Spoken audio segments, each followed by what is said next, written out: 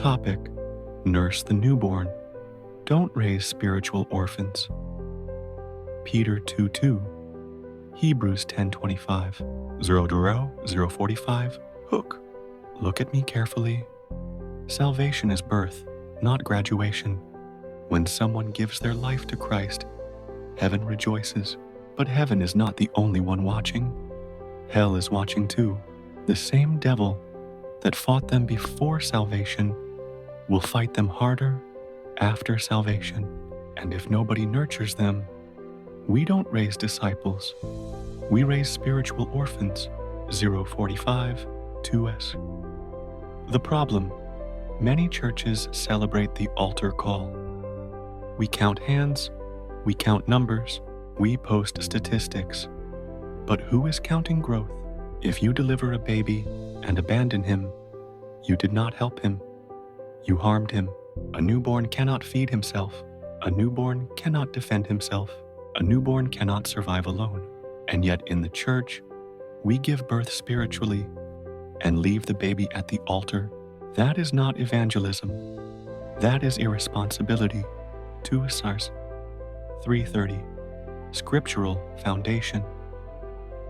Peter 2:2 says, "As newborn babes, desire the sincere milk of the word, that ye may grow thereby."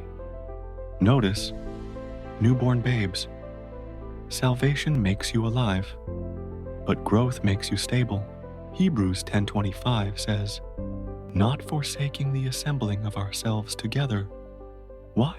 Because a lone sheep is easy meat. Isolation is the devil's strategy. Integration is God's system. 3:35. Why many fall away?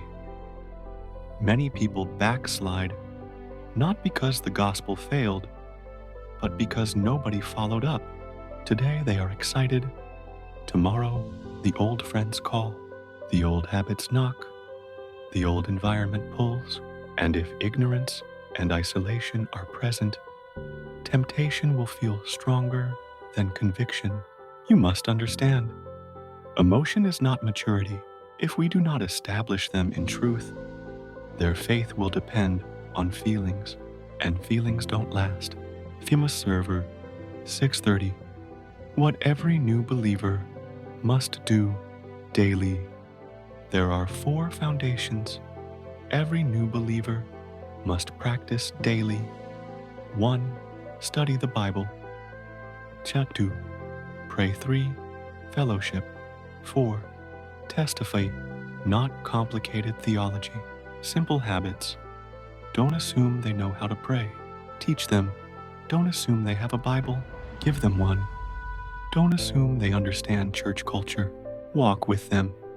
If they can do these 4 things consistently, you have given them legs to stand. If they cannot, they will depend on emotional highs. 6:38. The responsibility of a mature believer. Follow-up is not optional. It is spiritual nursing. When a nurse delivers a baby, she doesn't disappear.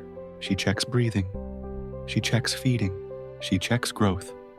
You must know where they live, who influences them, what environment they are returning to.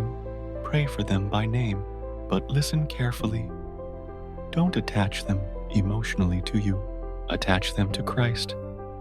Attach them to the church. We are not building followers of men. We are raising disciples of Jesus. 8 Doors 9-15.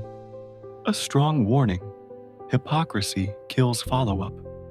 Don't tell them to attend church if you are inconsistent. Don't tell them to pray if you don't pray. Discipleship is caught before it is taught. If you nurse them until they are grounded, you won't just count converts. You will raise pillars. 9:15 Tandem Riders. Closing charge. Blood pressure. Let me challenge you today. Don't rejoice at the catch and lose the fish on the way home. If you truly care about souls, be ready to nurture what you helped to birth. Let us raise sons and daughters, not spiritual orphans. Prayer. Father, make me faithful in follow-up.